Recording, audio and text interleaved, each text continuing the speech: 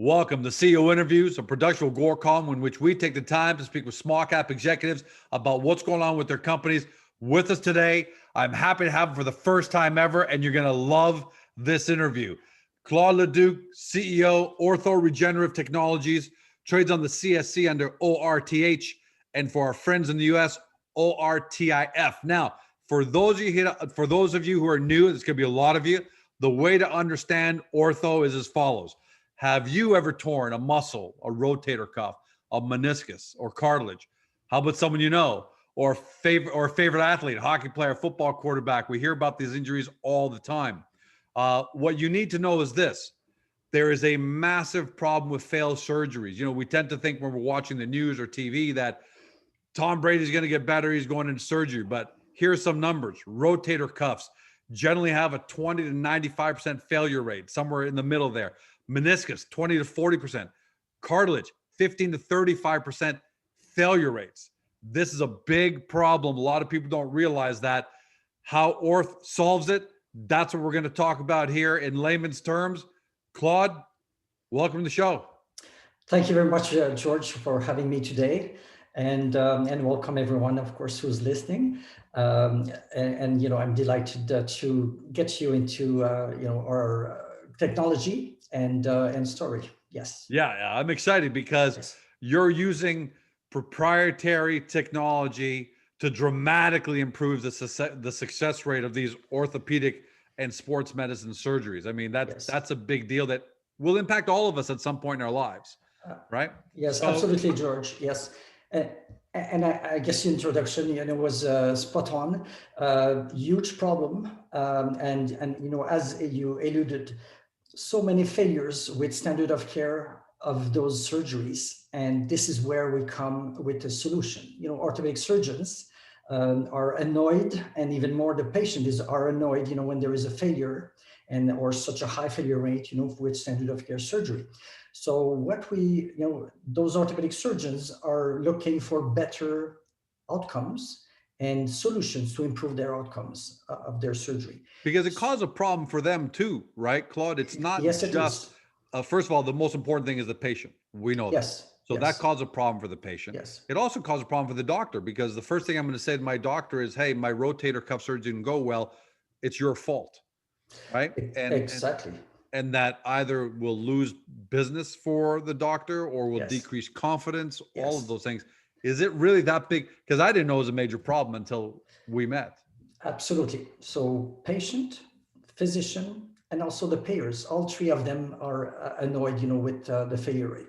So, one of the solutions is to use what we call orthobiologics. So those are biologic substances that you take from the human body, which are containing growth factors or stem cells that can accelerate repair of the soft tissues. Soft tissues are very difficult to repair.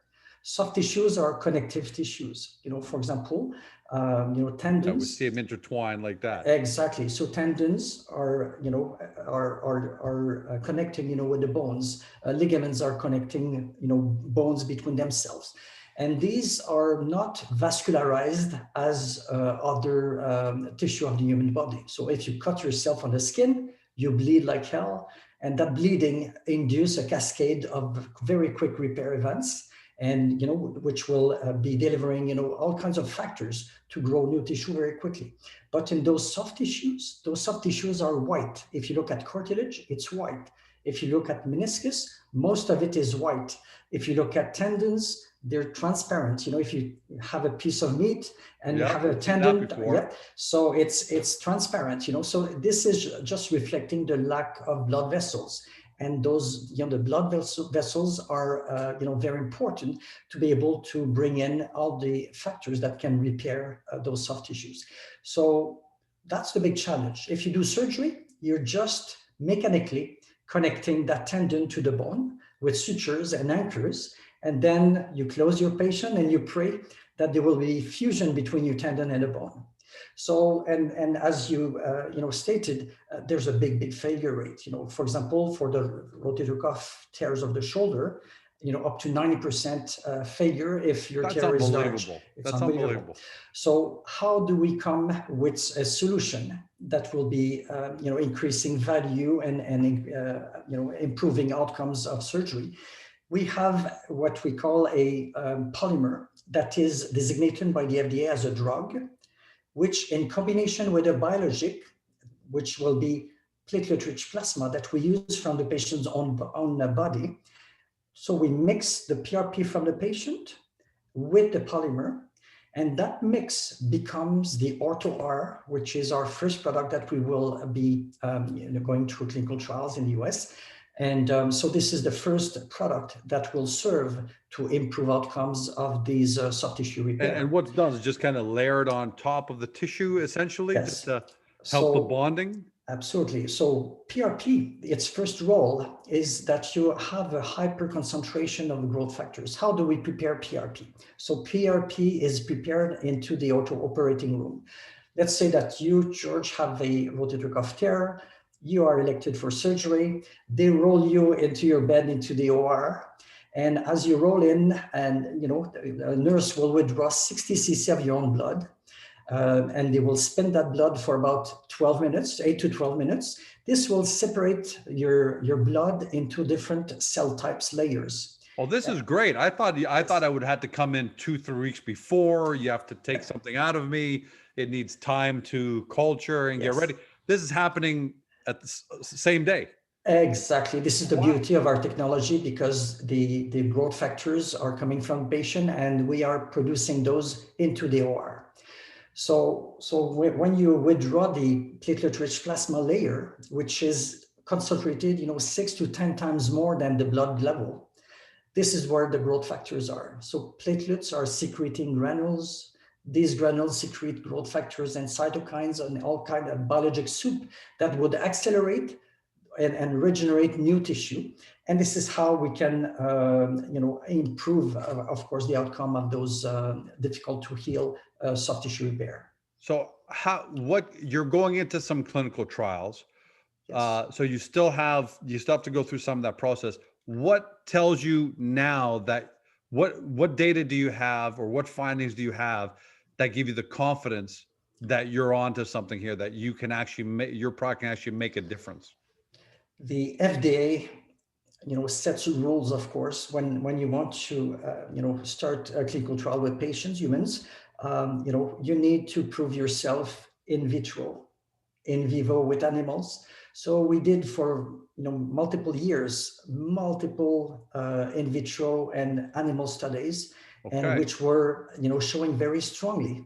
For example, we had a pivotal 48 sheep study, and sheep and goats are the best animals used, in animal studies, for orthopedics. And we showed very clearly that we can accelerate the healing of the rotator cuff of the sheep, within 3 months. So it regenerates more tissue faster. And then at 6 months, we showed that, the tissue that we grow is similar to normal tissue. If you do, we were comparing to standard of care surgery. So if you take the histology or the cellular organization of the new tissue regenerated by standard of care surgery, it's a fibrous tissue. It is a mechanically and biologically inferior tissue, which means that it will snap again in many cases. And hence the failure rates, right? And hence the failure rate. Whereas if you add the technology, there is an added value because it improves the quality of tissue that is similar to normal tissue. So those are the requirements. Those are very difficult studies to do, expensive, and they're related, needs to be into a good laboratory practice site, which is independent from the company, independent from the university who invented the technology. So all regulated, and we spot on delivered a huge and very good results with that sheep study. That's what I was going to ask. Did the results come back as expected or better than expected? Well, better than expected, because it's difficult in animals, to generate results. When you do surgery on the animals, 20 minutes after the surgery, the animal is in his cage, bearing on its, limbs, and then moving. It's not a perfect environment. Whereas, a human, for example, if we repair your shoulder, the rehab program will be immobilization of your shoulder for maybe a week. So there is, a better environment and better mechanical stability for the growth factors to work, So, yeah.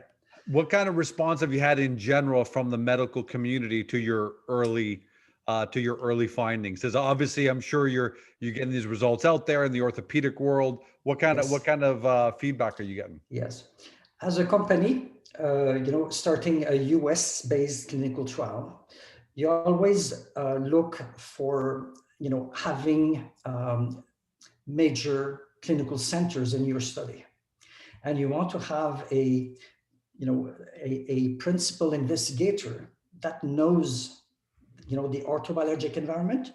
And so we chose one of the best US orthobiologic name. I cannot share it with you now because it will be eventually revealed. But okay, that gives us something to look forward to. Yes, absolutely. And convincing them to participate in a study, from a startup coming from Canada, you need to have bulletproof background for them to accept to become principal investigator of your study, or to accept to become clinical centers and to enroll patients.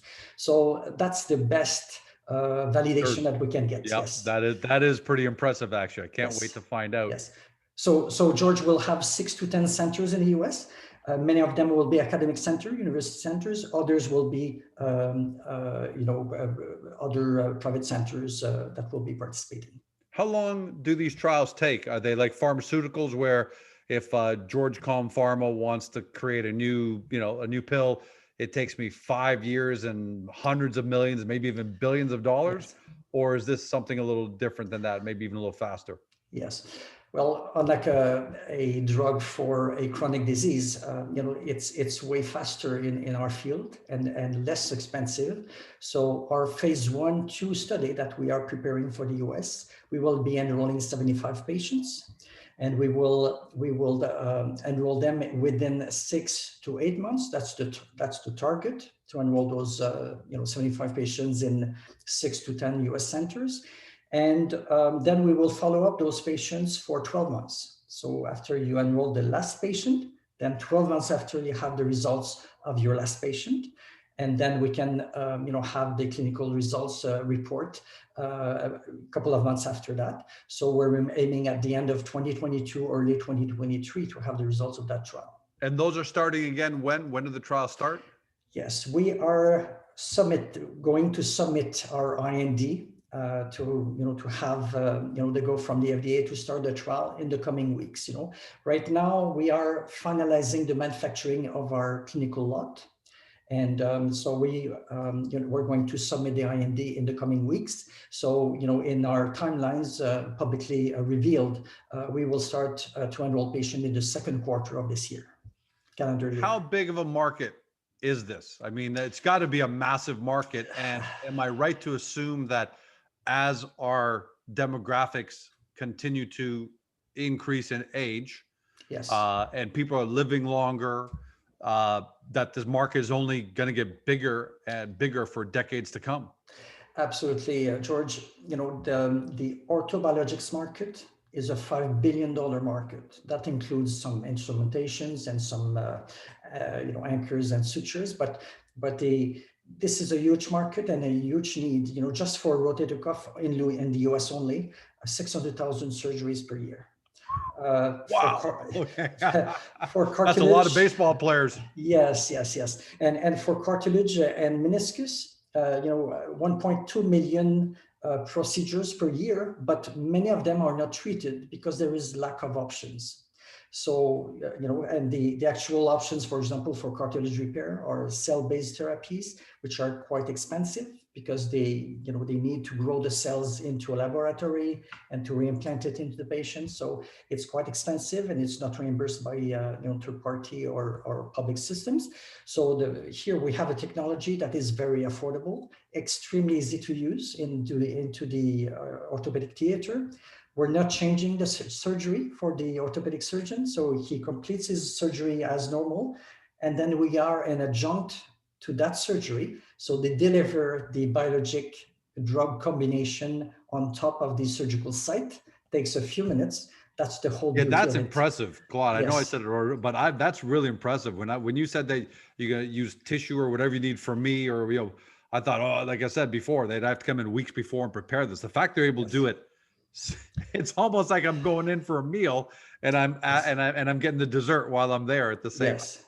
same time. Yes. George, I need to mention something that I forgot.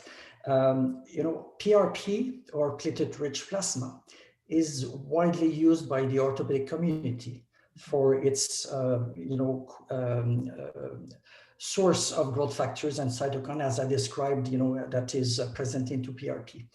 The big challenge of using PRP without our technology is that PRP does not have a long life when you put it onto the surgical site. So if you deliver PRP alone, it's like a liquid. And so it would be washed out and diluted and degraded Right. very quickly. And so our technology is increasing the residence time, is what we say mucoadhesives. That means that it sticks to human soft tissues. So it will stay in place and have a residence time that will go up to maybe 4 weeks. So that's the whole value that we bring in compared to using PRP alone. And the orthopedic community is well aware of the limits of PRP as a standalone option, on top of a standard of care surgery. So again, all the orthopedic surgeons that knows about what we're doing, they are extremely excited because it answers a clear need, to improve the PRP residence time. Yeah. Now, when we call it mucoadhesive, I didn't want to refer to that term at the beginning or too early because people can say, what the heck is mucoadhesive? But Yes. now, after your great description, your great lay, and you did it wonderfully. That was fantastic. Now, after all that, you say mucoadhesive, like, oh yeah, okay, I get the concept. I mean, we're not all of a sudden orthopedic experts, but we get the concept. Yes. Let's talk about the business model. So we know it's a massive market. We know you've had great initial feedback. We know that you've got a testing partner who's kind of putting their name to the test and all that. So that's impressive. Who is the target market? I mean, we're Canadians. We live in Canada. You're a Canadian company. So hospitals here don't have as much money, but at the same time, I would think they don't want to see George come back 2 and 3 times to keep trying to fix the same rotator cuff. So I can see that, but I'm assuming the American market is probably a bigger one. Not just in terms of size, because that's obvious, but probably in terms of per capita as well, because these kind of surgeries just seem to be more prevalent in the States. Yes. George, I think our technology will be so affordable that, we feel that this is a global product, and Okay. and whenever, we reach the point where we need to choose a global partner, and we already speak with some of them, this is a product that needs global reach, a mega company that will be able to launch it at the North American level, European level, Southeast, Asia, Sure. and other countries. So this is our business model. Our business is to develop the technologies and its applications. And our technology has multiple indications, for example, rotator cuff, meniscus, cartilage, but we develop other formula for osteoarthritis. We develop other formulas for wound healing, and we develop also, formula for inflammatory chronic conditions. So the point here is that we're not a silver bullet for one indication, but multiple. And so this is our role. Our role is to show the scientific value and to have the demonstration that it can improve, of course, those different indications. And this is what our business is. And so we will, very quickly have licensing opportunities. And I was just about to ask that. So, do you see one global license, or would it make more sense to deal with one license for North America, another one for Europe, another one Yes. for Asia, another one for South America? Or is this so big that you just might get 1 or 2 massive, companies who would say, "Hey, just license to us. We got everybody covered." I don't want to lose everyone, but it's all of that because we have multiple opportunities. For example, orthopedic surgery companies, orthopedic companies, most of them have PRP devices. So PRP devices are small containers that serves to separate your blood in different layers, as I was explaining, at the beginning, how to prepare that PRP. So all of those companies having PRP system Got it. would want to They're already there. yes, they would want to have our technology to match their PRP system. We were smart. We did a global deal with one of the PRP companies. Okay, so we have the right to license or to sub-license to manufacture that PRP system to any partners, that we choose, excluding some competitor, of course. But the point is, for example, if we sub-license a company in Europe that is specialized in regenerative medicine and does not have a PRP system, well, we deliver a turnkey solution for them with both the PRP and the technology. And we have revenues, of course, for both, so it's increasing our revenues. So, for example, most of the orthopedic company could have a license from them to be used with their PRP system, or if you have a smart orthopedic company that wants to control the whole market, then bingo, they need to spit more money on the table to have exclusivity, of course. So, we are evaluating all that at the same time. And then, as opportunity comes, we know, what is the value of what we are developing as a platform and all the options. And we talk with everyone. And so again, we smartly prepare or set the table for an eventual happening, if you want, with regards to licensing or M&A eventually.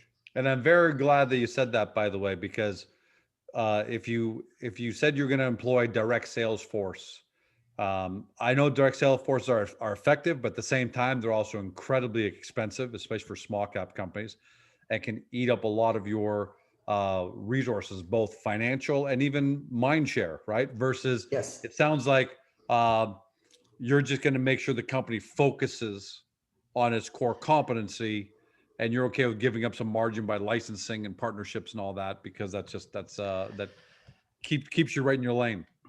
Bingo, George. And I always forget to talk about myself, and colleagues, they all tell me, I was going to ask you.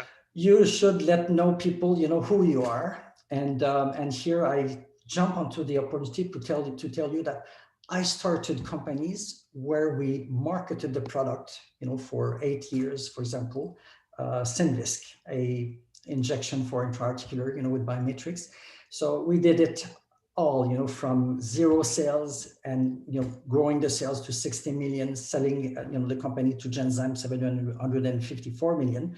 And so I know all the challenges and all the pain and how deep pockets need to have to do that. And in today's world, there is so much money present, but at the same time, big companies, again, have big pockets and they need new technologies. Orthopedic companies that produce devices, they need to go into the orthobiologic field because this is the field of the future. So, and only this year, there was the foundation of the Biologics Association, which is an association, orthopedic association, that is promoting and controlling the use of orthobiologics in the orthopedic practice. So my point here is that this is a new era. This is an era that will be, the orthobiologics era, and we're, at the forefront of it. Very, very excited. So, look, I plan to live to 110 because medicine's getting better and better and better. But that's going to mean somewhere along the way.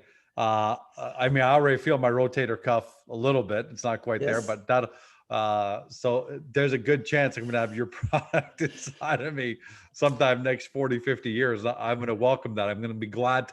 In fact, when I go in for surgery one day, I'm going to say, hey, do we have the product from ORTHO Regenerative? Because you don't, you better get it, and I'll come back. Because I don't want to come back twice. I just want to come once. That's all Absolutely. I want. We'll be proud to have you as a patient. But not too soon. Not too soon, absolutely. Usually investor relations agreements are not something we ever talk about because, they're just a standard part of business, but you retained Westwick ICR as Mhm. your investor relations advisor for the US, Yes, right? yes, Why them? Because this is very, very specific. I think it's important for people to know. yes. Westwick is a tier one healthcare IR firm in the US. They're known for the quality of their services and the reach. And so, the mandate that they have, of course, is to market ortho in the US. We just got cross-listed on as you stated in your opening. We are an OTCQB listed company. And so it is important for us to be known into the US market for increasing the shareholder base, to increasing, of course, the volume of transaction and so on, but also for the future. We have that ambition that someday, to be listed on a national listing in the US. So, Westwick, will just help to orchestrate all our IR events and promotive, work show in the US. Yes. But what's important there is they're not general, that they're well known for their strong relationships with big healthcare investors Yes. in the US. So It's that says a yes. lot because I know Agoracom just doesn't take on anybody. Mhm. And given the fact that Westwick is so specialized with Yes. US healthcare investors, Yes. I would think they're even more discerning at the end of the day. They're even more strict about who they take on. So that's good Yes. third party validation there as well. Yes, and also, George, it's important to have the right balance between retail investors, institutional investors, and of course, Westwick will bring in some institutional investors, to the company, and we'll present to many of them, and eventually, we will have institutional that will, become have a good position in the company. And as well as meeting with multiple analysts. We already have some preferred analysts that we already talk in the US. They love our company, and but we need to continue and make sure that we are well known and the radar of all the institutional and retail investors in the US as well as Canada, of Yeah, course. and I think the Yes. US is almost more important, quite frankly, not just because it's a bigger market, but just because of more people, more investors. But I think this is an even bigger market for them at the end of the day. Yes, it's a very sophisticated market in our Yeah, fields, especially. So yes, it's very because important there's for so us. much private, right? I mean, there's Yes, private. yes, You got the insurance side, you got the private side. It's really, and when people get injured there, you're talking about some, you talk about some athletes who are worth 100, 200, 500 million dollars to their teams. Just that's why I think it's great to have that US, make sure everyone knows about it. You yes, raised $3 million in December. yes. How far will that take you? Is this process an expensive process, or how far did that $3 million take you? Yes, it will take us, between 12 to 15 months, Oh, that's great. That's depending fantastic. of our rate to enroll patients. So we've never been so strong financially speaking. We have virtually zero payables and debt. We just cleared that out. And so, right now we're totally focused on executing our milestones, preparing completing the regulatory, preparing the clinical trial, starting to enroll patient. And right now we're selecting all the US sites as we speak, so, and I just look forward to be able to reveal the name of those sites and investigators. And so there is a whole list of good news that are coming in the coming weeks and months. And some of them are material. So, we're very excited to share that with our Yeah, investors. clearly, Claude, everything's Yes. showing up. You've got great product, great partners, even though we're going to find out more about them. Financing through the private placement. And I'm really happy to hear that's going to take you 12 to 15 months, because sometimes your company is saying, well, we need to go back to the market in another 2 or 3 months. And that sometimes is a bit of a risk factor. So that's great Yes. to know. I think you got everything lined up. It's exciting. It's something we can all understand now, right? For Yes. everyone who's watching, listening at home, it's not, you don't have to be an expert in life sciences, right? I think sometimes people make the mistake that they want to be an expert in the life sciences. And now, if they want to, if they have that expertise, by all means, right? There's the website right there, right above Claude's head. You can see it, orthorti.com. Go there and take a deep dive. But for the rest of us, which is 98.5%, now the ortho story is so much easier to understand and something that Yes. we can all relate to. So we could go for 2 hours, Claude, talking about Yes. the company, but I think we've done a great job here of giving people a really great 30,000 foot level and even some good details, right? Even some Yes. good details. Yes. And we'll save more because clearly from what you're telling us, there's going to be more reason for you to be coming back in the next few weeks, few months. So we're going to have you on a lot in 2021. Last words to you, just talking to your current shareholders and anybody who's watching. Now we don't give financial advice. We're talking about stock price, but about the company, how do you want to end off this webcast? Well, I would ended up between, by just exposing that the difference between invention and innovation. There is a big gap. Innovation needs to be affordable and used by a lot of people so that you become something that is a breakthrough, into the marketplace. So there are tons of invention, but they're so expensive and complicated that sometimes they don't even reach the market, or they reach the market and then they go belly up because it's not affordable and not usable. But our solution is so simple. And the best validation is to talk with orthopedic surgeon, and they love it again because it's easy to use and quick, and this is addressing an already specified need. So again, we have something that is very attractive and not expensive to manufacture. We can fix our price into the marketplace wherever we want it. So we'll find the best sweet spot for pricing. And so again, I think the table is being set for great success, in the coming months and year.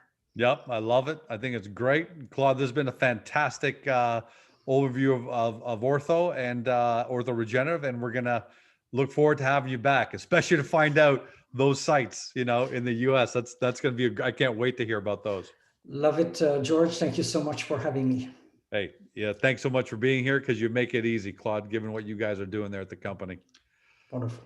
For all of you at home, time to do your due diligence. We know that there is a lot to understand about the real details about what Ortho Regenerative Technologies does, but we've given you a great layman's overview.